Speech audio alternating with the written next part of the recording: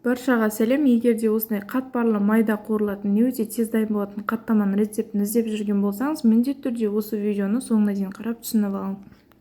Бізде ең қажетті ингредиент бұл жерде сарыағаш, үстіне тұзды саламыз да, осылай реакция жүргеннен кейін, одан кейін жұмыртқаны салып, кішкене араластырып жүріп, міндетті түрде електен өткізілген ұнды салып, қаттылау қылып қамыр илейтін боламыз. Барлық заттың мөлшері описанияда бар, сондықтан описанияны бір қарап өтсеңіздер болады.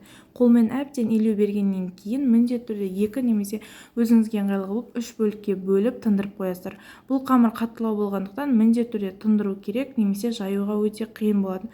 15 минуттан кейін алып жая берсеңіздер болады. Мен жұқалығын осы видеода көрсеттім. Негізі қамырды барынша жұқа қылып жайсаңыз өте керемет болады.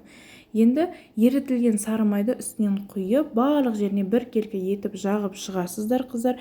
Кейіннен үстіне аз ғана ұзғана ұрпақ сеуіп шығасыздар. Мына жерде сепкенмін, просто видеода дұрыстап көрінбей тұр. Енді дәл бешбармақтың қамырын орағандай етіп, осылай оқтауға орап алатын боламыз. Кейін ортасынан кесіп, дәл осы қамырды оқтаудан түсіріп алғаннан кейін кішкенеден 4 бөлікке бөлесіздер, қыздар. Одан кейін домалақ етіп, қаттаманы орап шығасыздар. 150 немесе 200 граммнан өлшесеңіздер болады. Ол сіздің табаңыздың көлеміне байланысты болады, қыздар. Енді осы дайын болған қамырларымызды өте қатпарлы күшті қамыр болады. Осыны морозилькке 10-15 минутқа қойып алып пісіріп аламыз, қыздар.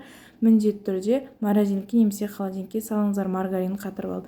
Кейін осылай жұқалау етіп жайып, табаға қызып тұрған табада аз ғана майда екі жағын қуырып пісіріп алатын боламыз. Піскеннен кейін бетіне кішкене шекер сеуіп жүрсеңіздер болады. Қыздар, міндетті түрде жасап көріңіздер, өте керемет қаттама және де тез дайын болады. Видео ұнаса лайк басып, комментарий жазып кетіңіздер. Және де арнама міндетті түрде тіркеліп алыңыздар.